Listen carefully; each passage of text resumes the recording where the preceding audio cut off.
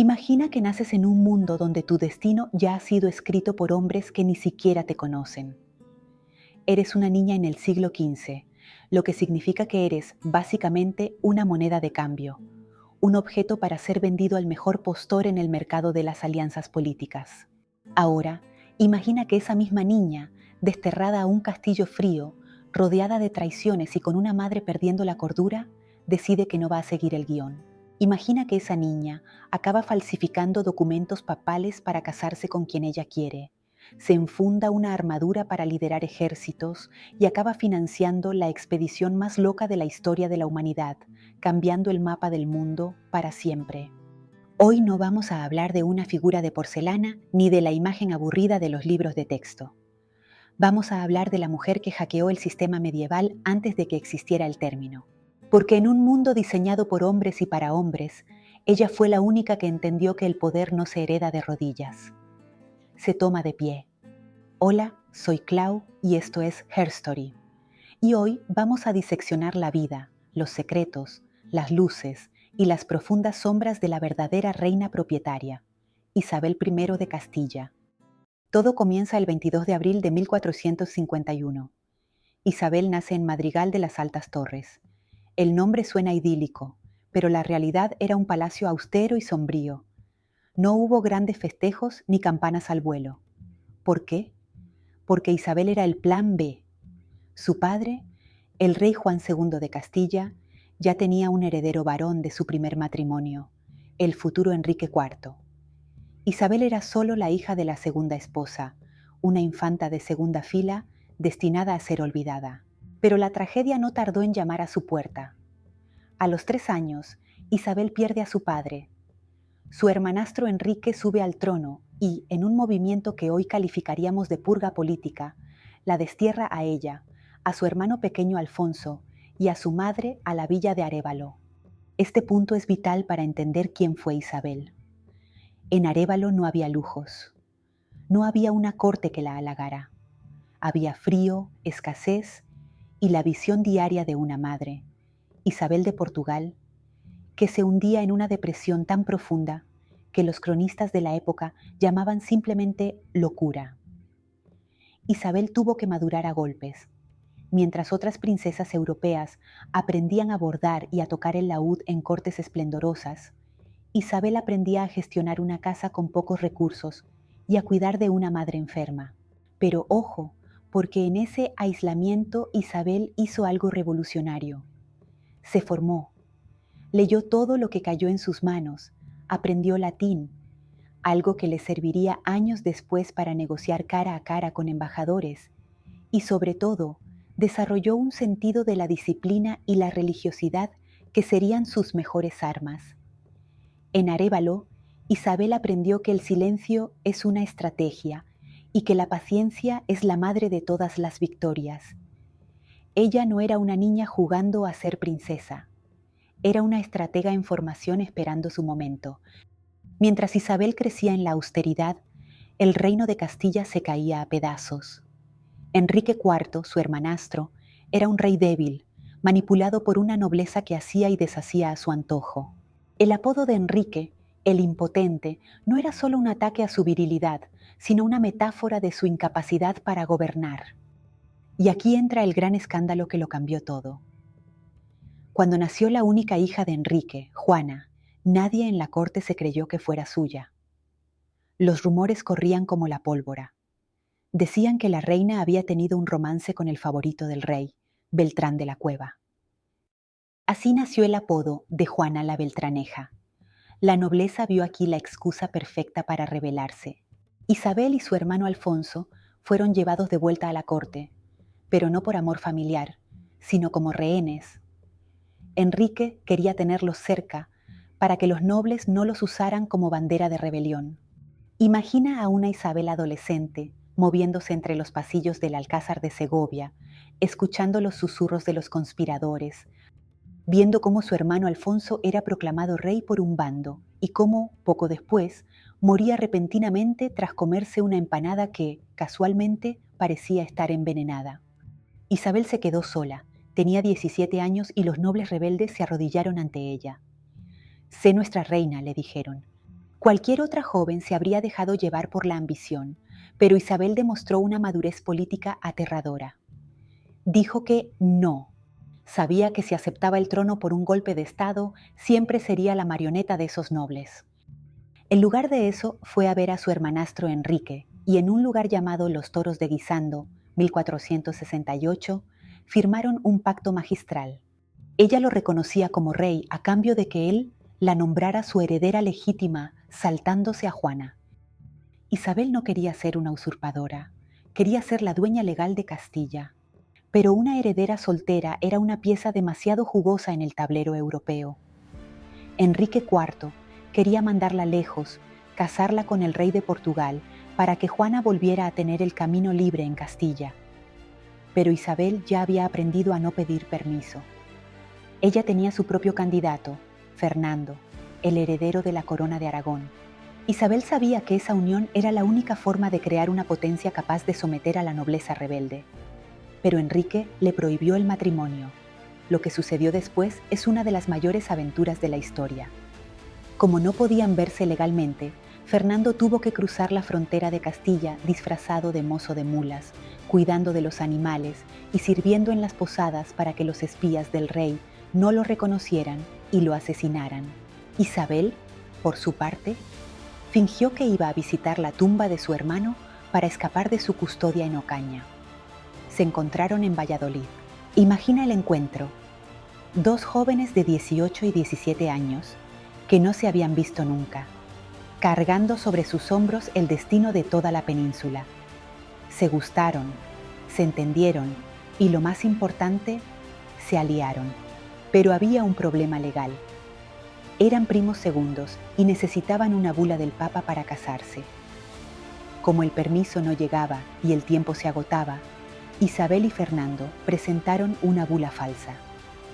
Sí, la reina católica empezó su matrimonio con un documento falsificado. Se casaron en 1469 en una ceremonia modesta pero cargada de intención. Enrique entró en cólera y desheredó a Isabel, volviendo a nombrar a Juana. La guerra estaba servida. En diciembre de 1474, Enrique IV muere. Isabel estaba en Segovia y Fernando en Aragón. Ella no esperó a que su marido llegara para decidir el futuro. Sabía que cada hora contaba. Se puso sus mejores galas, montó a caballo y organizó una procesión solemne. Delante de ella, un oficial llevaba la espada de la justicia apuntando al cielo. Se hizo proclamar reina de Castilla por derecho propio. No era la mujer de Fernando, era la reina propietaria. Esto enfureció a Fernando cuando se enteró, pero Isabel fue clara. En Castilla mando yo, en Aragón mandas tú, y juntos mandamos en todo lo demás. Así nació el famoso lema, tanto monta, monta tanto. Pero Juana la Beltraneja no se iba a rendir. Se alió con el rey de Portugal, su tío, y estalló una guerra de sucesión brutal que duró 5 años. Fue en esta guerra donde Isabel se transformó en la reina guerrera. Mientras Fernando lideraba las cargas de caballería, Isabel se encargaba de lo que hoy llamaríamos la intendencia. Ella misma revisaba los suministros, organizaba las finanzas y, lo más revolucionario de todo, inventó los hospitales de campaña. Ella entendía que la moral de un ejército dependía de que los soldados supieran que su reina se preocupaba por ellos. Recorría las ciudades a caballo, dormía con la armadura puesta y arengaba a las tropas. En 1479, tras la batalla de Toro y el Tratado de Alcazovas, Isabel ganó la guerra. Juana terminó sus días en un convento y Portugal tuvo que retirarse. Isabel ya no era una niña desterrada. Era la soberana absoluta de un reino que empezaba a mirar al horizonte con hambre de gloria. Si hay un año que define el legado de Isabel, es 1492. Es el año donde todo converge: la fe, el poder militar y la ambición sin límites. Primero, la toma de Granada. Tras 10 años de una guerra de desgaste costosa y agotadora, los reyes católicos lograron entrar en el último reducto musulmán de la península. Isabel estuvo allí hasta el último segundo. El 2 de enero de 1492, vio cómo Boabdil entregaba las llaves de la Alhambra. Para Isabel, esto no era solo una victoria militar, era la culminación de un destino místico. la unificación cristiana de España. Pero mientras celebraba en Granada, un marinero genovés llamado Cristóbal Colón la perseguía por los pasillos de la corte. Colón era un visionario, pero también un pesado insoportable que pedía títulos y riquezas antes de haber descubierto nada. Todos los sabios de la Universidad de Salamanca le habían dicho a Isabel que Colón estaba loco, que sus cálculos sobre el tamaño de la Tierra estaban mal. Pero Isabel, que siempre confió más en su instinto que en los expertos masculinos, decidió arriesgarse. No es cierto que empeñara sus joyas. La corona ya tenía dinero de los impuestos y de préstamos bancarios, pero ella fue la que dio el sí definitivo. Cuando Colón regresó meses después con oro y noticias de nuevas tierras, Isabel se convirtió, de la noche a la mañana, en la mujer más poderosa de la cristiandad. El mundo se acababa de hacer mucho más grande, y ella era la dueña de la mitad. Pero 1492 también tiene su cara oscura, y en Herstory no maquillamos la historia. Ese mismo año, Isabel firmó el decreto de expulsión de los judíos. Miles de familias que habían vivido en España durante siglos tuvieron que marcharse en 4 meses, dejando atrás sus casas y sus vidas. Isabel creía que para que un Estado fuera moderno y fuerte, debía ser uniforme. La Inquisición, instaurada años antes, se convirtió en la herramienta de control total. Fue una decisión fría, calculadora y despiadada. Isabel no buscaba ser amada, buscaba ser obedecida y crear un imperio inquebrantable. A menudo olvidamos que detrás de la corona había una mujer que sufrió lo indecible. Isabel tuvo 5 hijos: Isabel, Juan, Juana, María y Catalina. Los crió para ser la élite de Europa, dándoles una educación humanista que pocos príncipes tenían. Pero la muerte empezó a cebarse con ella de una forma cruel. Primero murió su hijo varón, el príncipe Juan, la gran esperanza blanca de la dinastía.